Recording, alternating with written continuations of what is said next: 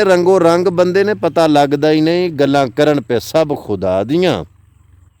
कईयां ला के लंग ते टंग चुकी, हद्दां तोड़ गए शर्मो हया दियां।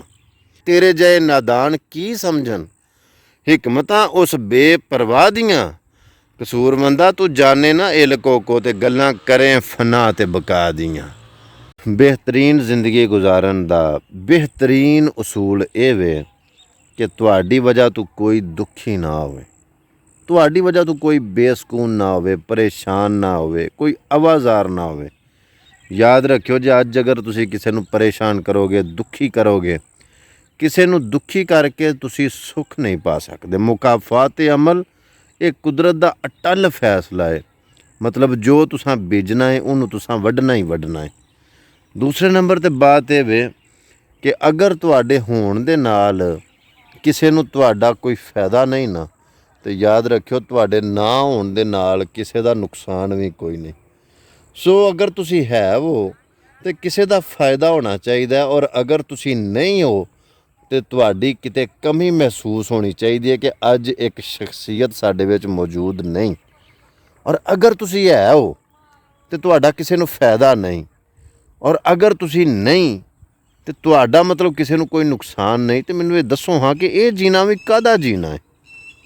मिसाल के तौर दे उत्ते तुसां अगर जिंदा हो, अगर तुसी हयात हो, तो अपने वास्ते तुसी जी रहे हो, अपने वास्ते तुसी कमा रहे हो, खा रहे हो, इंजॉय कर रहे हो, प्लाट बना रहे हो, कोठियाँ बना रहे हो, बंगले बना रहे हो, हवेलियाँ बना रहे हो, जायदादां बना रहे हो, अपनी औलाद नूं ही अपने आप नूं ही मतलब बना रहे हो, संवार रहे हो, शंगार रहे हो, और तुहानूं किसी दूजे दा दर्द लगदा ही नहीं।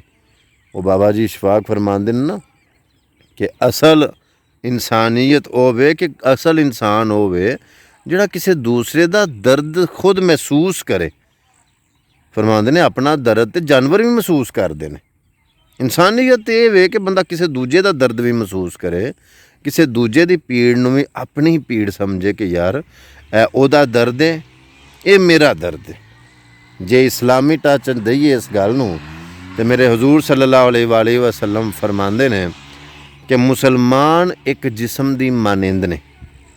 मिसाल के तौर पर अगर नहुं दे विच रेशा पै जावे ना, तो अखां भी सारी रात सौंदियां नहीं, सारा वजूद भी सीख ते टंगिया रहिंदा। इस तरह मिसाल के तौर पर जिस्म का कोई भी अज़ा, यार किस्सा मुख्तसर, कोई एक अज़ा भी जिस्म का कोई एक हिस्सा भी बेचैन होवे, दर्द होवे, तो बाकी दा सारा जिस्म भी बेआराम रहिंदा। इस तरह ही मुसलमान एक जिस्म की मानिंद ने। अलामा इकबाल सियालकोटी रहमतुल्लाह अलैह ने बड़ा सोहना नक्शा खिंचा तो फरमाते ने, दर्द दिल के लिए पैदा किया इंसान को, वरना इबादत के लिए कम न थे करो में। फरमाते ने फरिश्ते इबादत वास्ते घट नहीं सन, अल्लाह पाक दी ज़ात ने इंसानां नूं दर्द दिल दे वास्ते पैदा किया है। वो दर्द दिल की है, कोई दिल दी पीड़ नहीं, वो दर्द दिल एहसास, किसी दूजे दी तकलीफ नूं अपनी तकलीफ समझना, और किसी दूजे नूं दर्द दे विच मुबतला वेख के ते उहदे जख्म दे उत्ते मरहम रखना, इनू ही इंसानियत आंदे ने। और किसी दूजे नूं मतलब कोई तकलीफ होवे, दर्द होवे, उहदे जख्मां दे उत्ते मतलब पट्टी लाण दी बजाय सगों उहनां दे जख्म ताज़ा करना, ये इंसानियत नहीं।